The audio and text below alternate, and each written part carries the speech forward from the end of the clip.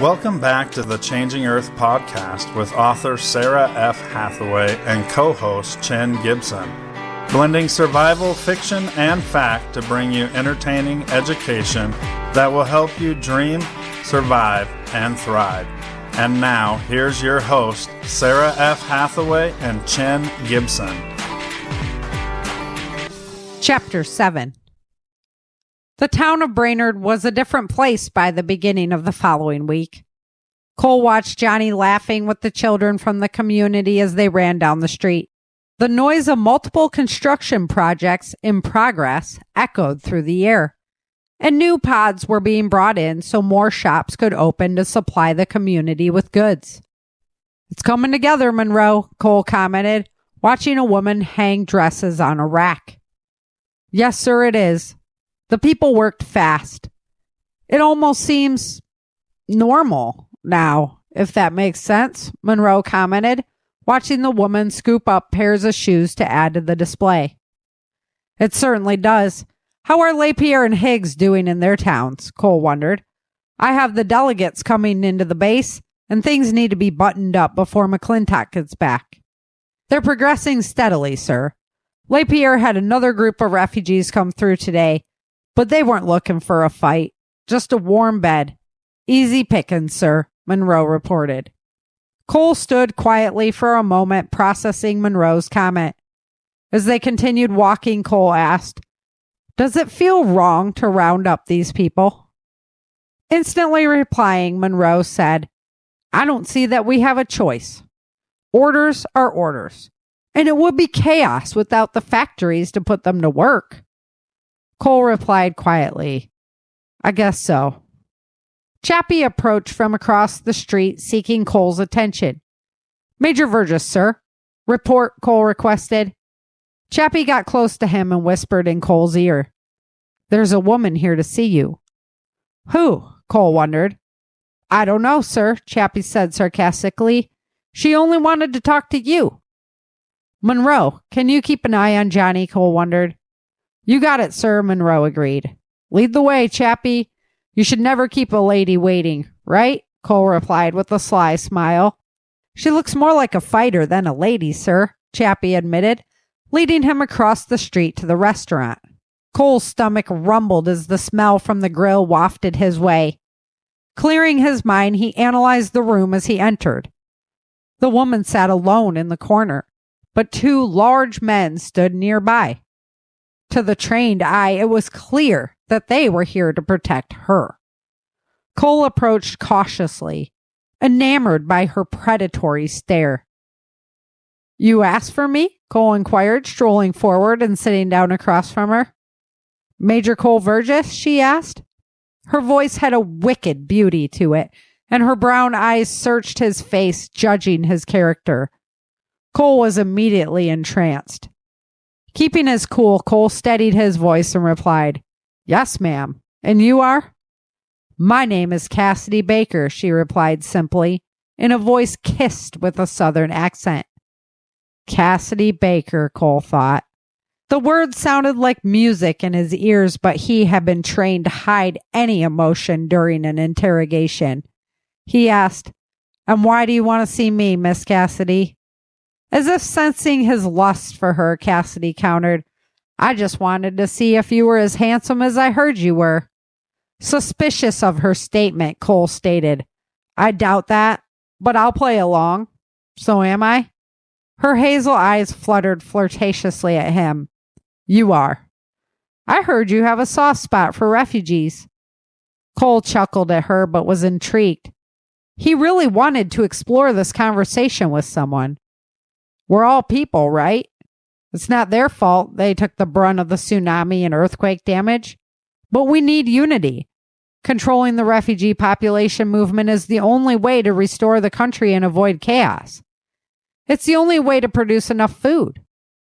"Are you trying to convince yourself or me?" she wondered curiously. Shocked that he would reveal that much of himself to a complete stranger, Cole asked, "Where do you come from, Cassidy?" "The West," she replied. "Why come here asking me how I feel about my job?" Cole inquired. "Your job?" Cassidy wondered. I simply said you had a soft spot for the refugees. Controlling the refugees has been what most of my job consists of since the Great Quake, he admitted. Why do it, she wondered. I've always done it. Just not in my own country. A man has to eat, right? I'm no farmer.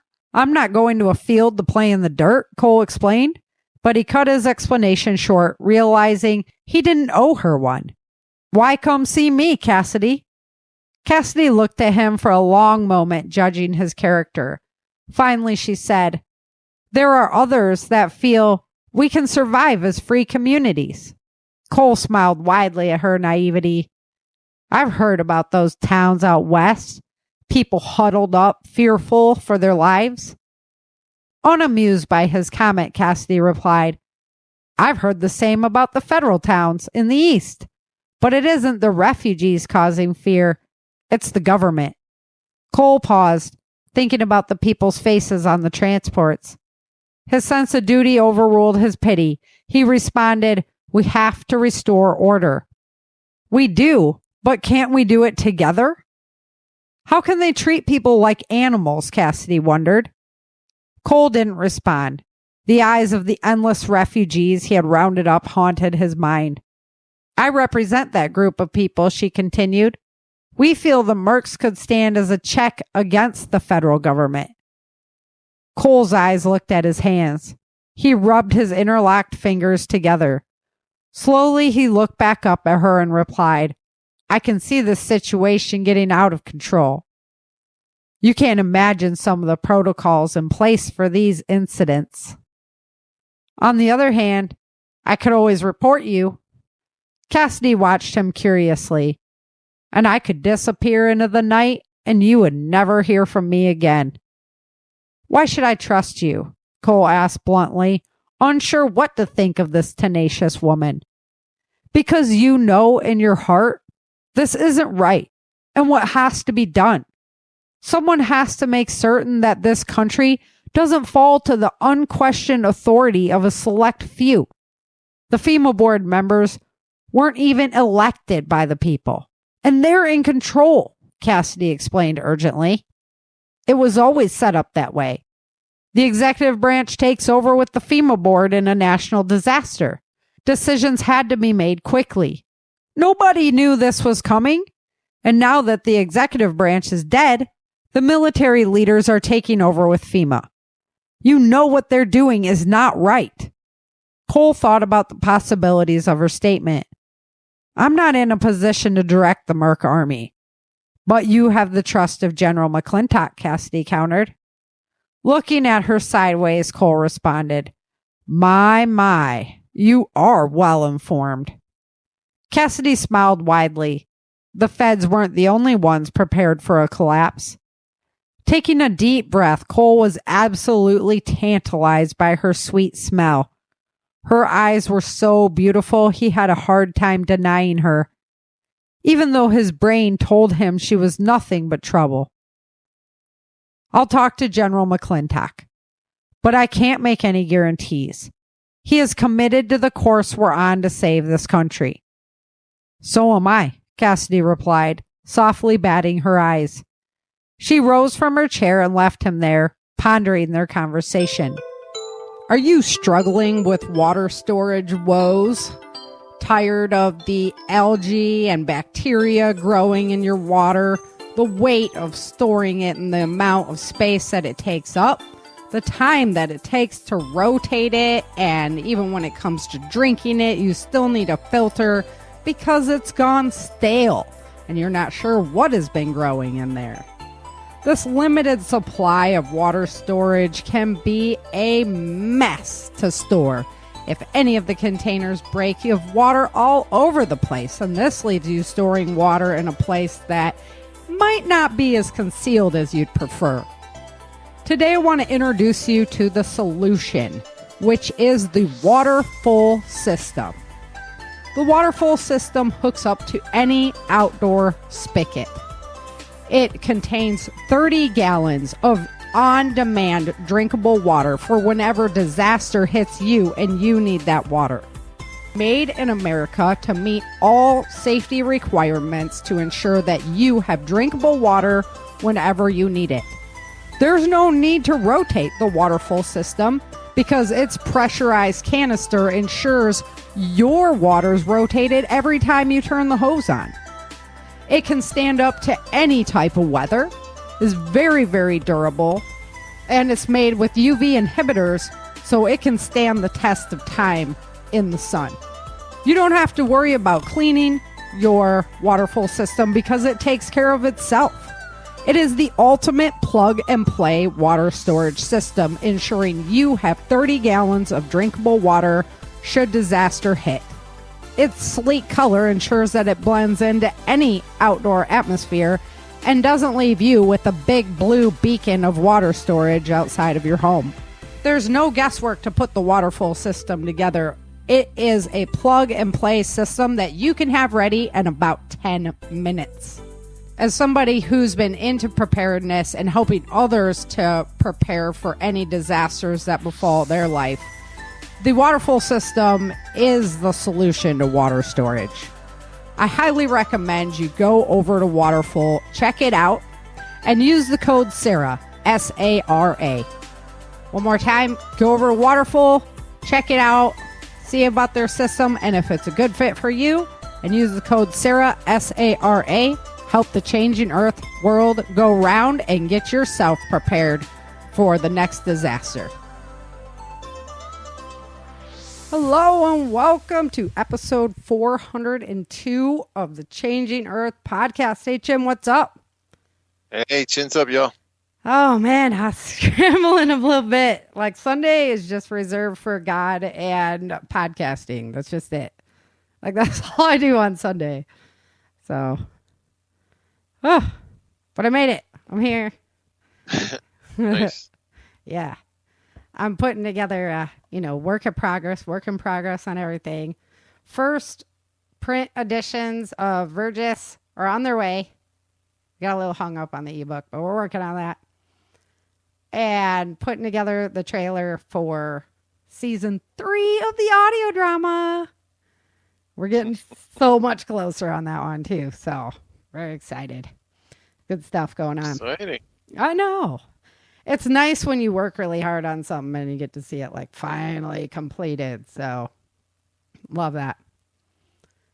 You guys can go over to www.changingearthseries.com, grab a copy of Virgis. I'll send it out signed.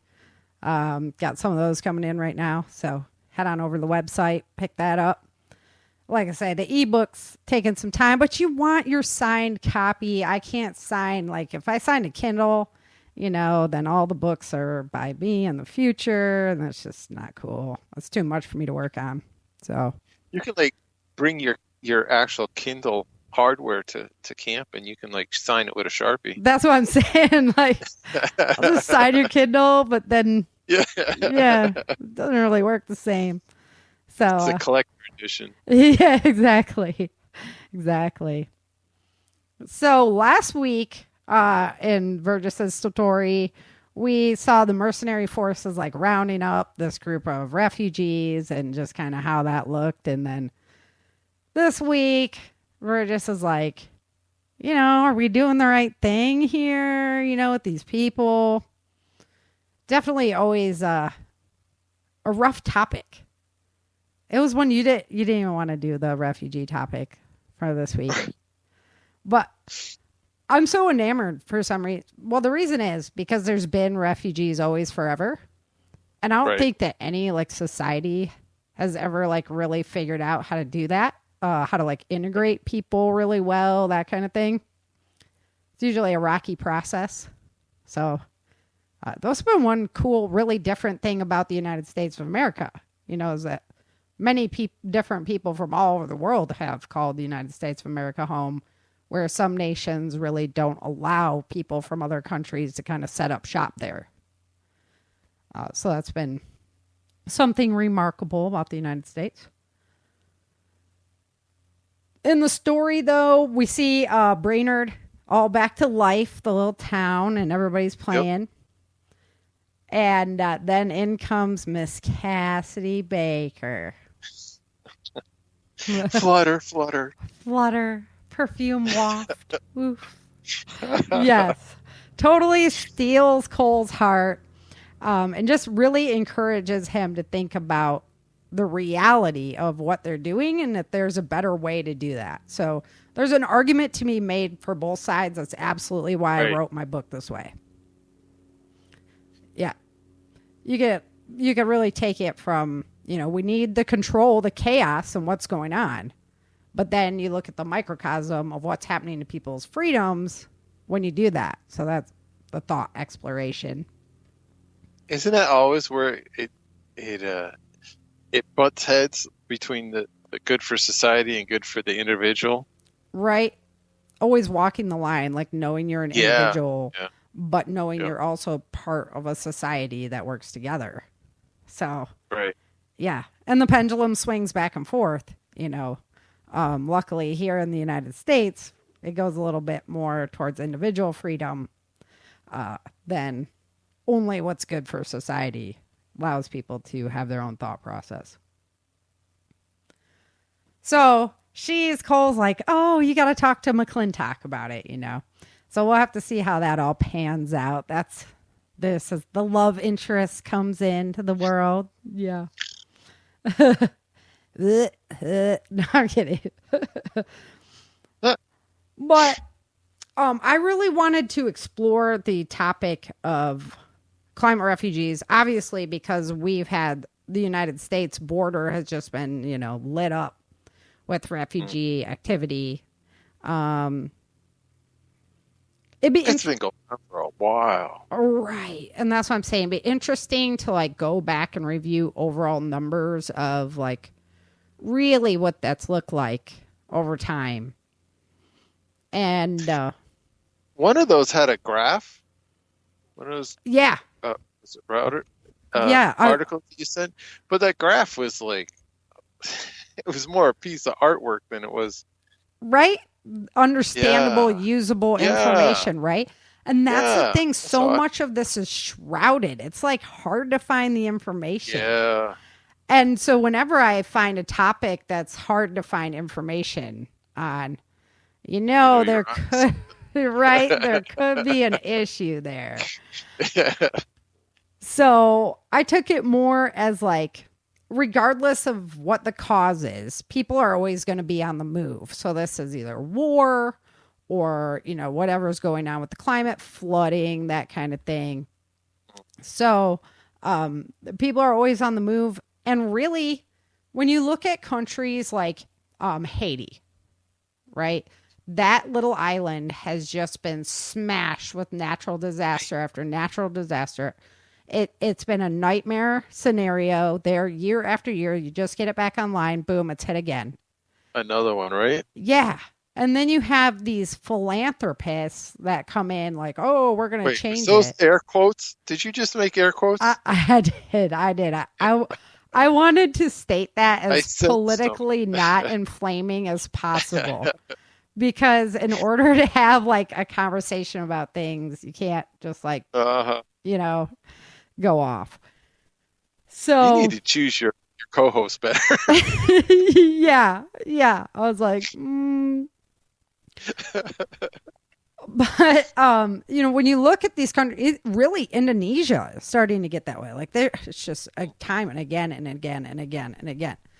So who can blame? Natural catastrophe brings out the best in people, and then it also brings out the worst in some other people. Yeah, absolutely. So disaster in Chinese symbolism is chaos plus opportunity put together. Yep. And that just kind of sums it up. Right. And it's sad that people would exploit other people for money, but that's absolutely what happens. And that's the scariest part of what I started finding when I was doing my research, because it's always follow the money, right? I should have known. Here I am thinking oh, how can we help people? Follow the money to where it's not helping people, right? So, but the moral of the story there is if you lived at that place and you were trying to raise your family there, and you knew maybe you could get to this other country, whatever country, but maybe you could get to that other country And then you wouldn't be facing these disasters after disasters. You could live a more stable life and know, somewhat assuredly, there's no guarantees wherever you are, but, somewhat more assuredly that you wouldn't be facing like a mega disaster in the next 10 years, right? Well, you and I have both moved because of, we desire different. Technically, I'm a refugee as well. Yeah. Yes. Yes. But I moved for political asylum. Uh-huh. Right? Right? I know. And yeah. So that's, and then the opinion of the natives about people who that, weren't born and raised here kind of thing coming in. You get that on the macrocosm with countries moving to different countries, and you get it on the microcosm with people from different geographical regions, whether that's another state coming into another state. It's the same story. So how do we handle that? Like there's usually rules or established ethicalities around things. And it seems like the refugee topic is one that people are like, oh, well, that doesn't really exist. Like, it does, but like, we don't want to talk about that. Or like the no of like, some people just feel like, oh, well, they shouldn't be here anyway. Send them all back to wherever they came from. And then other people are like, yeah, but shouldn't we help take care of everybody? But you can't take care of everybody. Or you overload your own boat. Yeah. Point, right. Yeah. Yeah. Then your boat sinks. Now you help no one because everybody's in trouble. So I was like, what's that line there? So first I started searching for like refugee camps, what's going on with that? And I actually found this really interesting article it's called The Conversation. And I liked that one because it wasn't so much about like the plight of the refugees. It was more about technology.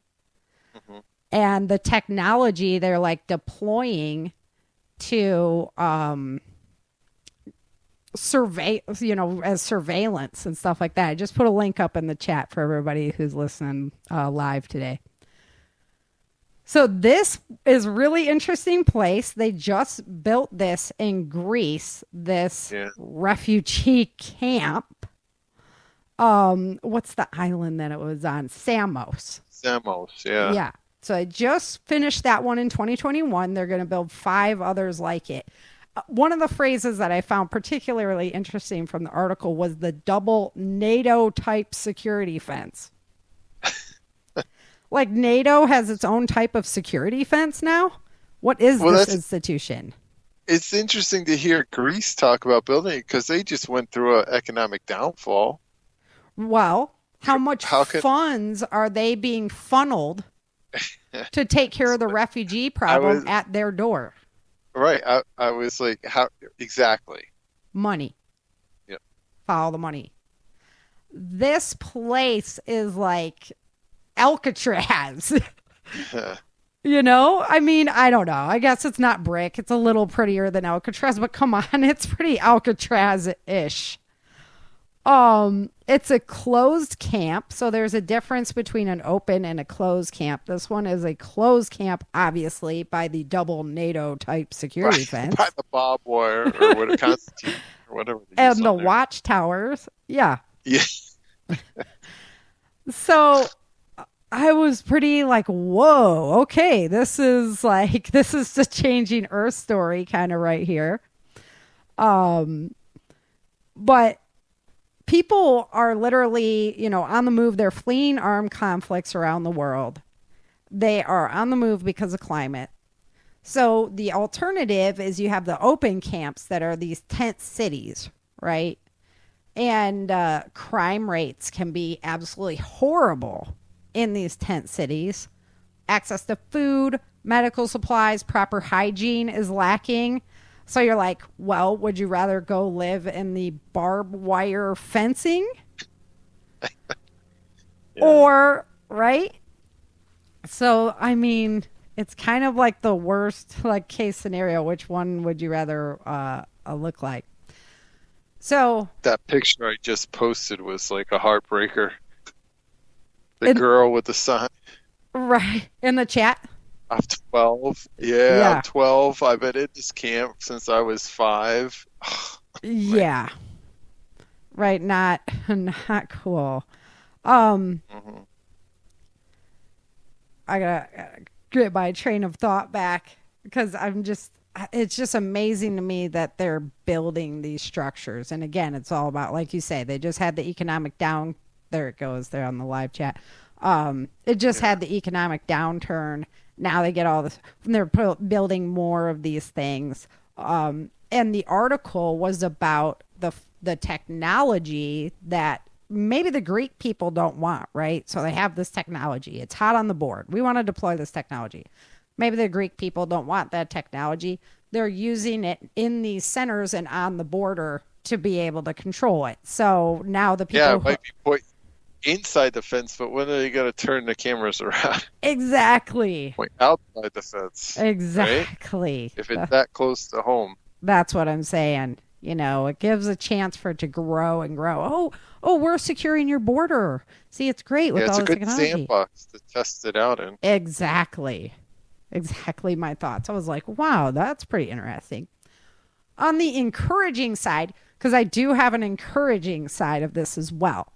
So in Jordan, right on the Syrian border, the Syrian people have been through years and years and years of civil war. There's a camp called Zaatari, and it is a closed camp. The Syrians that live there aren't allowed to leave without permission, like a pass, a cross-border type pass or whatever. And but inside is, I'm not going to say it's utopia by any means, but it is a functioning city of people that are working, that are smiling, that are free to, turn their house into whatever they want it to be. One guy was very industrious. I thought of him as like he would be a prepper type person, He had made his little fridge to keep stuff cool and had his little garden going and all this stuff. And shops with wedding dresses. And so as the lady's walking down the road, it's not what you would think of as a refugee camp, right? It would be like another city. However, the housing, they did have tents. They did have upgraded the tents in this community to more like the container units, right? But not, like trailer type houses, like stuff they set up in California for the homeless housing that they never actually used. You know what I'm talking about? Those little like shipping containers people make, but it's not as good of like the siding as shipping containers. But so they did start upgrading them just because they have pretty extreme weather and stuff like that. But still, your house is, you're not getting a 2,300 square foot house in an urban area. You're in refugee housing. They're all the same. So I'm not saying it's a utopia place, but if I was given the option besides Tent City, the prison camp, or Zaatari, I'd probably take Zaatari too, above everything. So it was interesting. And then I posted a link to, and for you guys who aren't in the chat, I'll go ahead and have those links over at my blog, of course, on changeanearthseries.com for you guys. Really interesting. I'd suggest watching this video on Zaatari. It was very, very captivating to see how they were doing it. But this city is funded off of £10 million per month of international aid. So that's a lot of money to be, funding the city and everything. You think? Right? Yeah. On a total squirrel note, my son and I were talking the other day about cities altogether. And cities were really made to supply workers for factories. Or if you had a business, everybody had to go to the big building to work together. And now that we have telecommunications and we have the factories aren't there, most of them are in different countries now. what's really the point of a city anymore? So depends on who you ask. Right? It's true, because some people love the city. Like, they want to be within 5 minutes of everything and be able to do everything. And I get that. So I'm not saying, but I'm just saying, like, even us as Americans, we have to kind of look at, like, okay, then how are we going to best structure our societies into the future if we're not going to bring any production back to the United States like we should? Yeah. Okay, total squirrel moment. Sorry, let's jump back on track. So, Zattery, I really like that place more. I recommend the video. So my big question was, how is America going to respond? How's that going to happen? So the U.S.-Mexico Border Patrol made 2.2 million arrests at the border in the 2022 fiscal year. That is a lot of people. That's a lot of paperwork. That's a lot of everything, right? Listen to you. You can tell you're in office work. That's a lot of paperwork. Well, it is. Like, think of all the It's a lot of people. Think of all the bureaucratic, like, BS that they run through for every single person they've arrested. I mean, like, have you ever been, like, DMV, standing in line at DMV or like customs when you go on vacation? Yeah. Now, but they're not, like, they don't have, like, a happy ending when they get out of this meeting. So all the waiting and it's gonna be horrible. Everybody gets, just like, court. You have to prove your case in a court appearance. Yeah. So, like, the reason why I say it mostly like that is because look at all the dollar signs that are going into that process. You know, all the people that have to be paid along the way to accomplish this goal. It has to be done. You know, it has to be done. But change. Interesting. So they have the ship back process where, like, that was, I guess, more what Trump was all about, was turning them around, especially during the COVID era, because we had to just shut down borders, you know, versus this lengthy court process that they go into. So when somebody comes across, like I was saying, they have to prove that they need asylum. So they go through all these court appearances. And I guess they've really trimmed those back now. That's one of the big arguments going on. But all this arguing always happens. Basically, we have an overloaded system, like, to the max. A whistleblower recently announced that they have lost over 85,000 children. Don't know where these kids went. That's a problem. You know, where are, she was saying, just the amount of vetting that doesn't go into who is taking these children is really, really sad on top of it, because then you just have a lot of human traffickers getting involved when the people who are sponsoring the illegal people aren't being vetted properly too. Now you have a big problem, right? More that has to be done as far as, like, okay, now we have to vet all those people on top of all these people. A nightmare. Great reason to roll out some, maybe some technology that would make that so much easier. That's where it's just like, because you see arguments for both sides, right? Well, it'd be a great idea if you didn't have such a bad taste for it. Exactly. If you knew that everything that they roll out in good conscience can be turned into a tool of evil. For good. Yeah. Well, yeah. You know? Yeah. I mean, the potential definitely exists. If you don't have virtue, you don't have any kind of morals, and you're ready to just take advantage of people, then you could use that. Right? Yeah. So on May 10th is when everything kind of changed in the United States again. 2023, that was when Biden's new regulations came out for what we're going to do with people.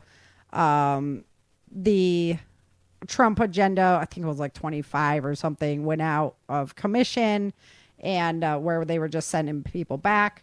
So there's always arguing going on. The Republicans are saying that the new laws are riddled with exceptions, too many exceptions for people, not enough, like, court appearances and making sure that they get back in. or that, they get back in to get vetted and do all that stuff. They're just kind of let in here. And the Democrats say that the new regulations are too harsh. So, of course, they're kind of always going back and forth. They want to put up the smoke and mirrors game so nobody really realizes what's going on. The new rules, too, the most migrants are actually ineligible for asylum if they didn't seek asylum elsewhere first. And if they attempt illegal entry, this can make it so that it's really hard for them to enter legally in the future. So it was kind of like, well, we're going to give you harsher consequences down the line if you do that. Most of the people that are crossing like illegally, it's like Mexico, Cuba, Haiti, Nicaragua, Venezuela, Guatemala, El Salvador, Honduras. But then there's also migrants that come from further away countries like Africa and Europe and Asia that come into Mexico and then try to come in that way as well. So where are they settling? So legal refugees are being settled mostly in Texas and California.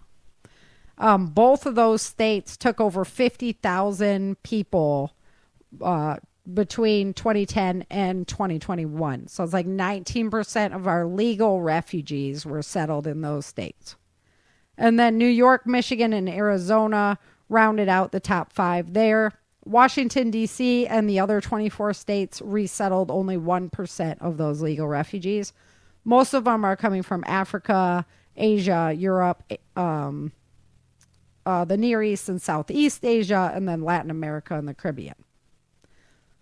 So illegals, what happens to them? So this is what I was trying to find out. Like, what are they doing? Like, okay, I just got into your state, or I just got into your country illegally. Most actually turn themselves in because they know at that point they'll be detained.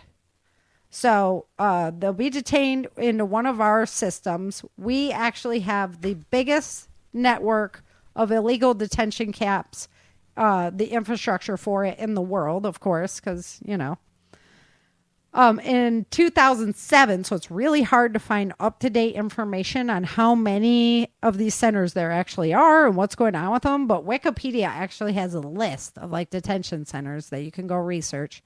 And most of them are actually from like 2007 is the last time they were updated. So there's 961 sites that are owned or contracted directly by our federal government. So this is all government money flowing down to either a contracted company or they actually own the center themselves. The federal government does. The majority of these detention centers are prisons or secured sites. So they are closed sites. The detainees are not allowed to leave these sites. The majority of the facilities that I found that were open facilities are for minors. So they're like boarding schools and things like that will take in illegals, and then they get to go to school and be integrated into society that way. But you said there's a ton of kids missing. There are a ton of kids missing, yeah. So how's that working out? They leak out in the process, yeah. Yeah. How is that working out? So that's the scary part of it. And the fact that it's really hard to find information on this on a topic that should be pretty transparent, you'd think, is a little frightening in itself. And like I say, and I've said this whole show, follow the money, right? This is a lot of federal dollars that are being just doled out to handle this problem. Mm-hmm. It's kind of a really chaotic system. So I think there's work to be done, obviously. When government dollars just start flowing, that's usually when things get exploited and taken advantage of and stuff like that. Right. So it's just really, really shrouded. If you just listen to the news media on this, it's always different conversations. Everybody's always pointing the finger. So like Republicans were pointing the finger at Obama for his detention centers, and then Democrats are pointing the finger at Trump for for his detention center. So the detention centers exist no matter what president is in office. Let's face it, the system, they're coming through the border, and then we have to do something with them. And that's really the conversation that I think we need to have is what are we going to do with these people? We can't just put them on the street of San Antonio and let them sleep 8 wide there. I mean, or they're shipping them up to New York and they're all filling up all the gymnasiums of the schools up there, right? I mean, is that like a really good long-term solution? I don't think so. It's not even a good short-term solution. No, and so I don't know why they're fumbling the ball so hard there, unless I hate to like think always hidden agendas and stuff, but come on, at this point, you have to start backing up and backing up. Exactly. Yeah. And see like what could possibly be going on with that. And once people get pushed far enough where they're like, we are tired of this in our towns and all of this happening, they'll call for stricter rules, which will allow more surveillance technology to be rolled out at the request of the American people. That was the scary part that I really, really found out. Suggestion is like, why maybe we should start having like a town or something like they have in Jordan where, people, we could at least start there. And then, so we don't have to worry about where everybody is and overburn it every system, but like you could at least just start there. So you're not sitting in a prison or something off the bat while you're seeking asylum. But the numbers that are coming in, 10,000 daily. Yeah, I mean, that's true. What kind of town city? Could could be like built? It's like the roadways. By the time they build a 2-lane, they need a 4-lane, they need a 6-lane. It's like every summer they're working on the roads because they never get ahead of it. And if you're getting more efficient, 1,000 people a day, how are you going to get ahead of that? Yeah, it's true. And if you can do it more efficiently, then more people come. Then that grows exponentially. Yes. So, I mean, I've heard the argument that it would be better to fix the problem at the source than to try to invite more people into our country. I don't disagree, but I also don't believe like that the United States should be out there governing everybody. Everybody should be allowed to have their freedoms for their country and their ethical beliefs. But it's right. It's a rough one. But then it's our responsibility to take everybody across our border. Yeah. Then how do we support that as a nation? We can't. We would be. It truly would be an invasion. We'd be overrun, and the citizens of you'd sink the boat. Yes, exactly. Right, you'd sink the boat. And I'm not saying that to be mean or evil or whatever. I'm just saying it's a fact. Right. It's a conversation that needs to be in your had. House. You only have room for so many occupants in your house. Well, if you just leave the doors unlocked, then you're a good soul, and you say, "Come on, I'll give you a hot meal, and if you need to, take a nap, and then move." You don't get overrun in no time. Yeah, that's the challenge, and we're going to be definitely facing it. I mean, we're already facing it as a country. It's only going to get worse. We got to have some kind of answers of what is going on. How we can make that better. Real worldly. Yeah. But I mean, when Venezuela and all that collapsed, then, I've talked to, God, I can't remember his name right now, but he's an amazing dude that got out of Venezuela. You introduced him to me, I believe. Oh, yeah. Franco? Yeah. No, it's not Franco. Fernando. Is it Fernando? I think it is. And he was amazing to talk to. And got his family out of Venezuela. But to hear him talk about, every day just being in fear, having to mow your lawn with your sidearm, I don't want that to be the United States of America. And to maintain, and I also don't want soldiers and a forced way of being to maintain our freedoms and our security. And I say them in that order because I would say the freedom is more important than the security.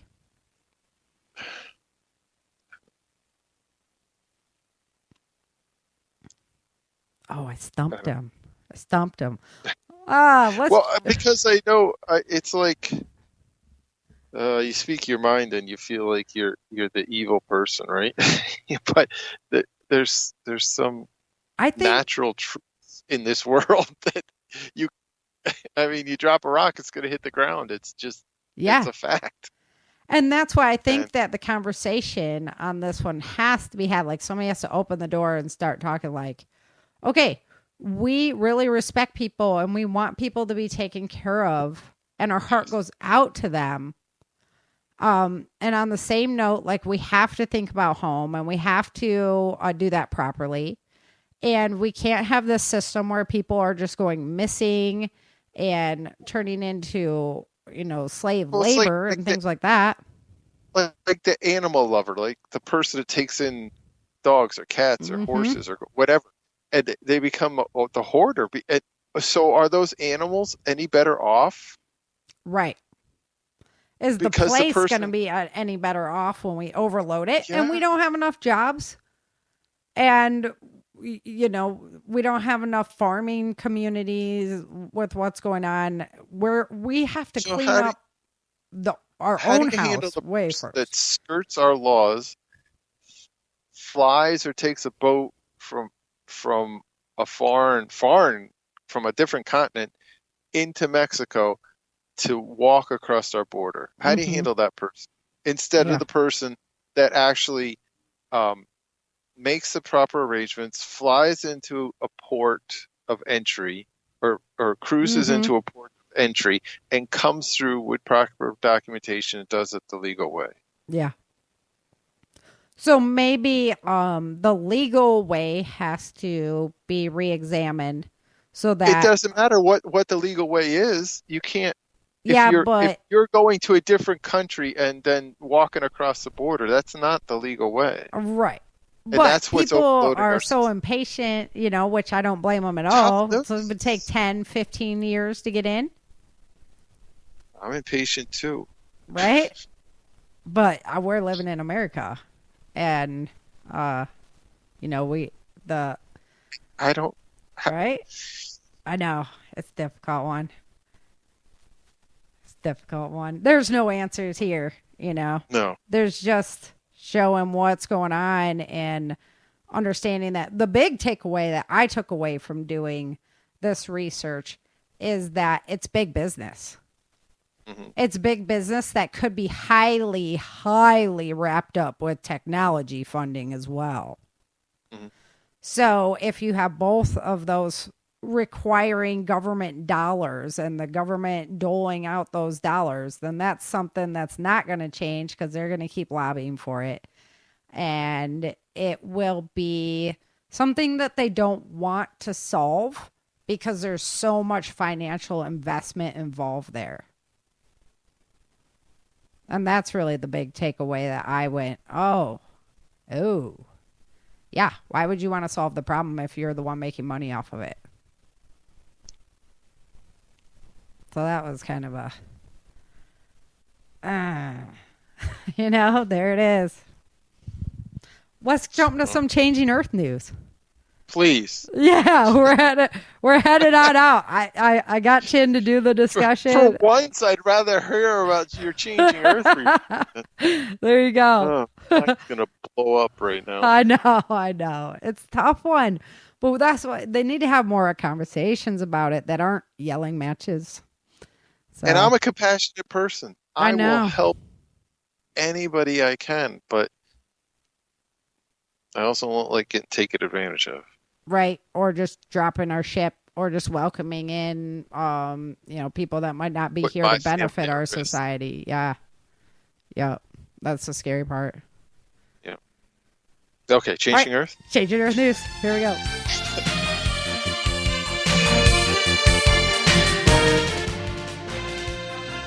All right. Changing Earth news. The sunspot, the sunspot, yeah. The sun had a very large plasma release today. It's right out ahead of Earth's orbit, so it should be okay for us. But man, it was beautiful to watch. Check that out, suspiciousobservers.com, or over on his YouTube channel. It's really neat to watch that. So, or wherever you can go to NOAA and see the sun as well there and see the plasma release. We have a large sunspot formation. It's not currently active. The positive and negative polarities are keeping their distance, just kind of dancing right now. But that could change anytime. So we're keeping an eye on that one as it rolls in towards Earth facing. June 4th. So we're having some interesting weather today. There's record lows happening in the northeastern part of the United States. So just some crazy weather patterns that I'm going to talk about today. There was also, not weather-wise, but there was a very big train derailment in India today.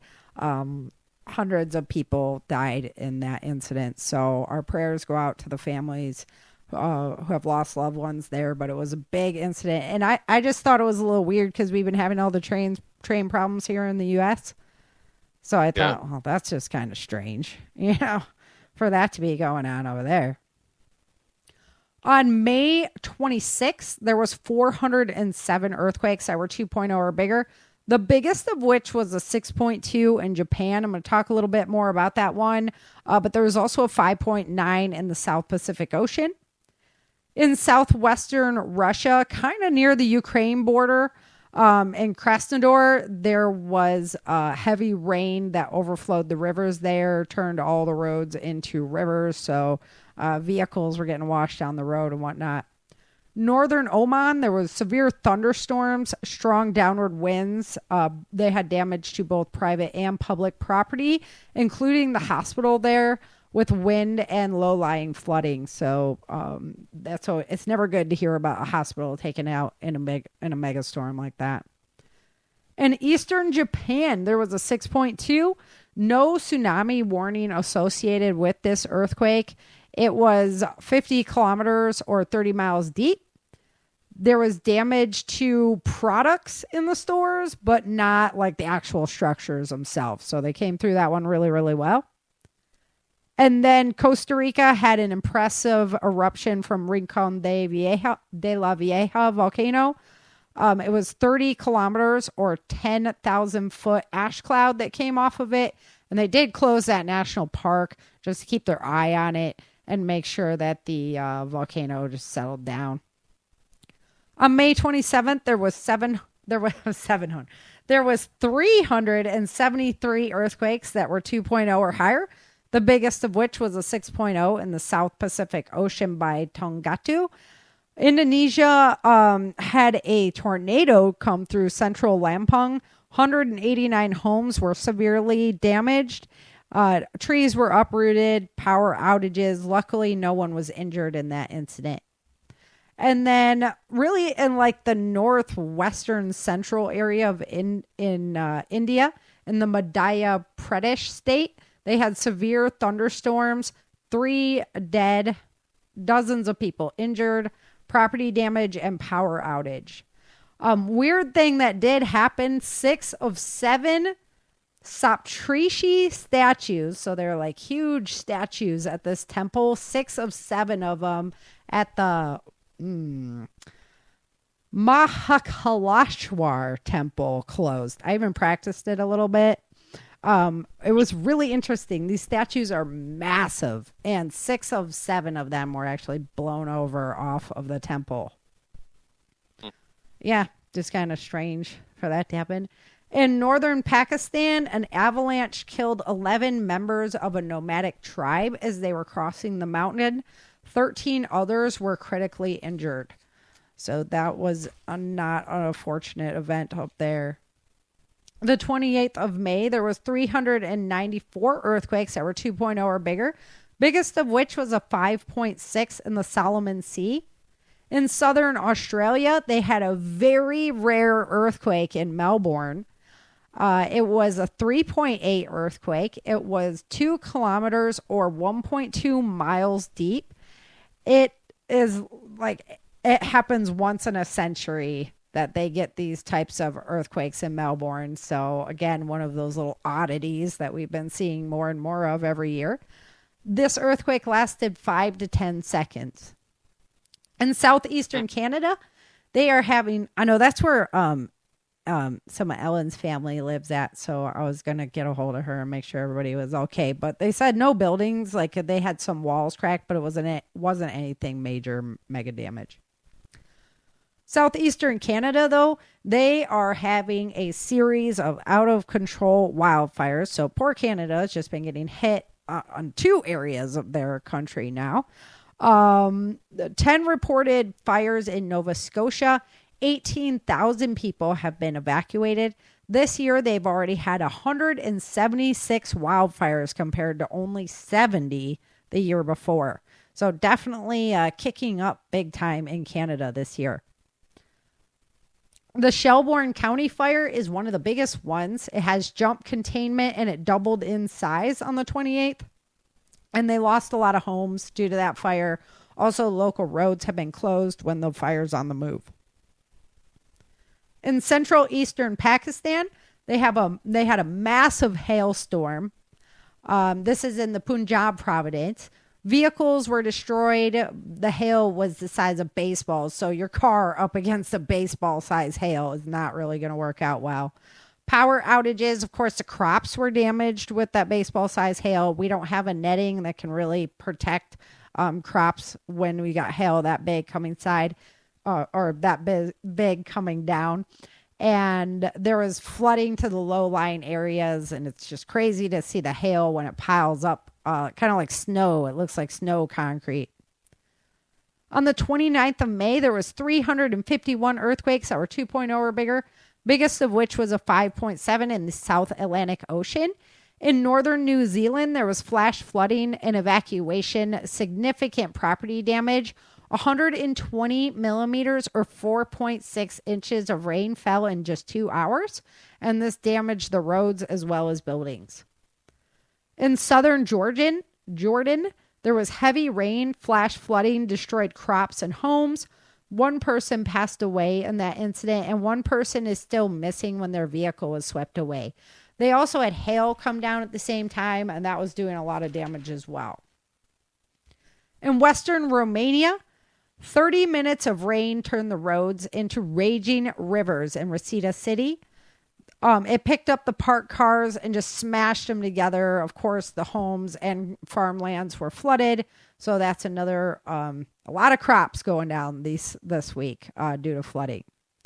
In western Nicaragua, there was massive flooding. A man died in his vehicle. He tried to drive across the floodwater, which we learned we never drive across floodwater.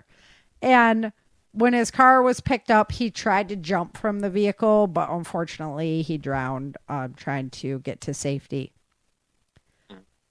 In the United States, in Texas, in Potter County, the Del Oro community, there was flooding, a 1 in a 500-year event. So again, another super oddity, not supposed to happen ever, all happening in the same few years.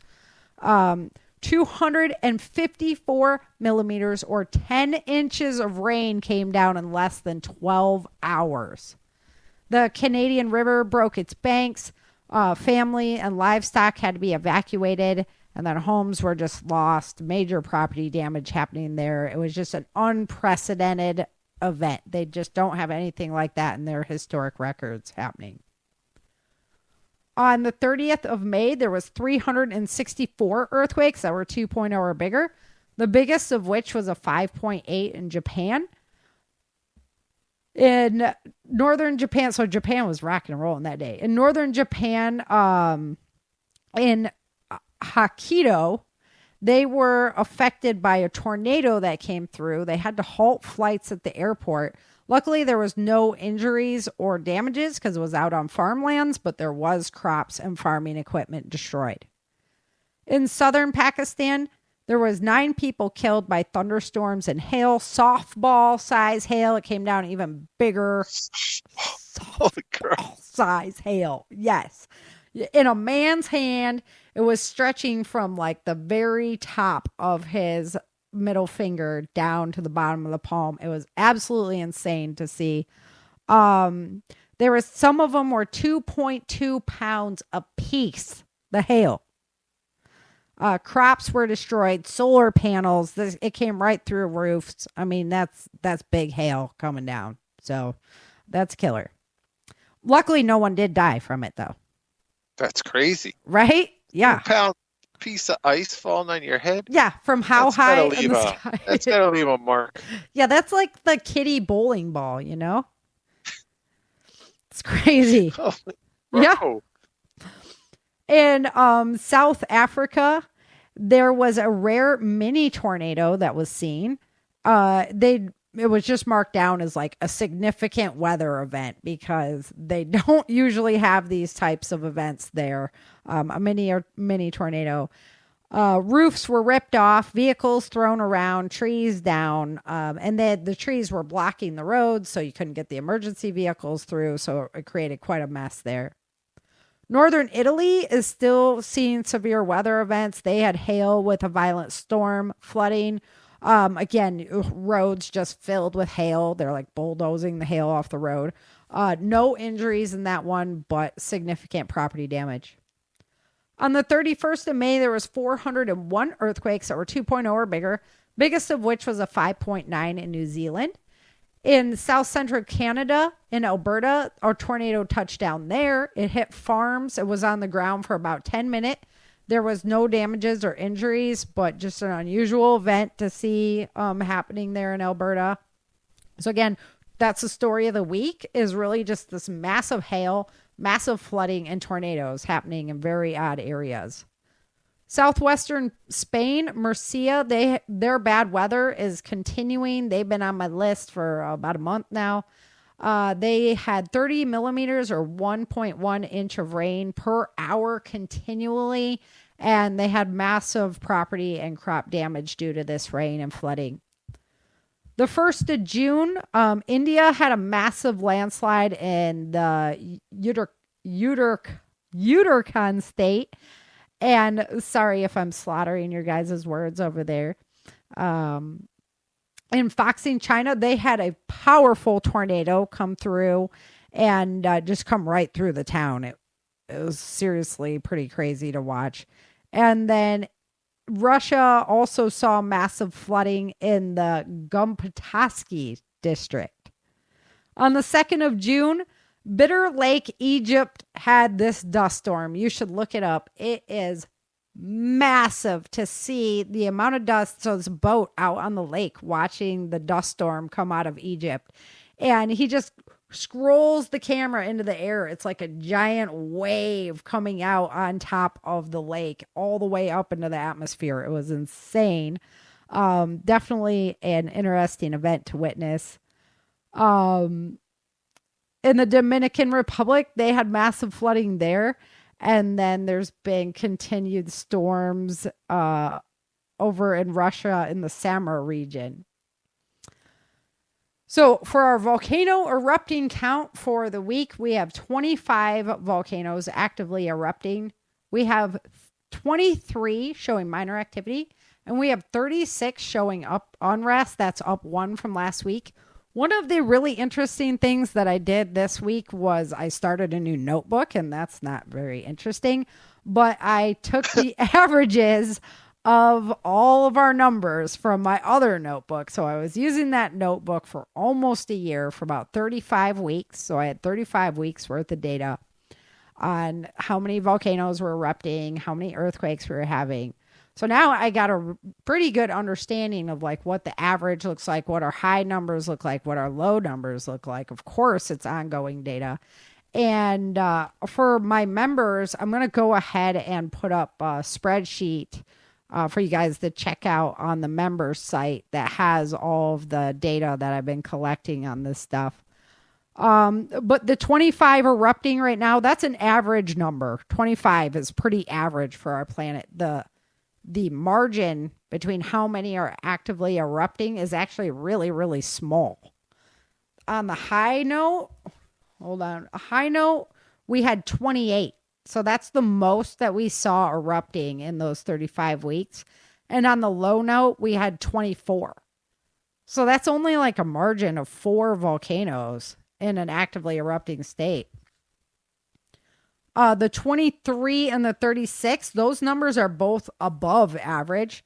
Minor activity actually showed the bigger variance. We had 14 for a low number and we had 27 for a high number. So again, to see it at, we're at 23 this week. That's above our average number, but not up at that high number yet.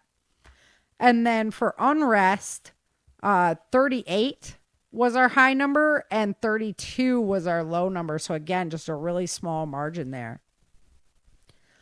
As far as earthquakes go, we had 38 earthquakes that were 4.0 or bigger in the last 24 hours. We had 89 in the last 48 hours. We had 249 in the last week and 528 in the last 2 weeks. The biggest of today, when I was recording this, was a 5.2 in Tonga. All of these numbers are above average, and they're all up from our previous week. So last week we had kind of a more chill week on the sun, and this week we're seeing that uptick happen. As far as our earthquake numbers go, the highest number that we saw for the day for a 4.0 or higher is 46. And on average, we have about 34 earthquakes that are 4.0 or bigger every 24 hours.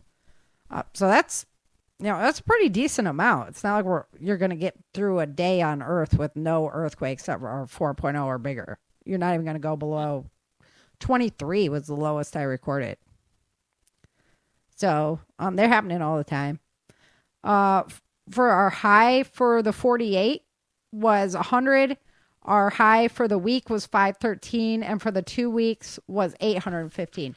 Now, one other interesting thing that I noticed was the biggest earthquake uptick that we had was February 12th to February 26th.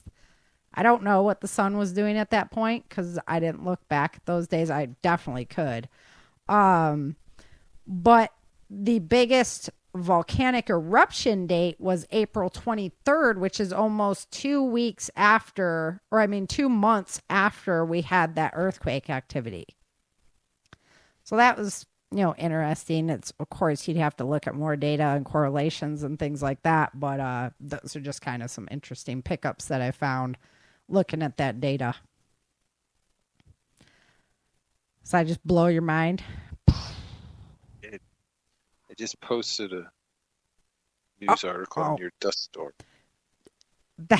Pretty crazy. Right? If you were sitting on that boat, you'd just be like, ship?